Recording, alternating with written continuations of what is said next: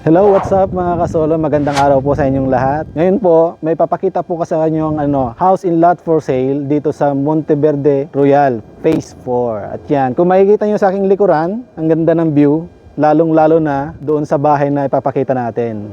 Let's go! At next time, ipapakita natin sa loob sa inyo. At yan, naka for sale yan. At yung price, malalaman nyo yan sa next video natin.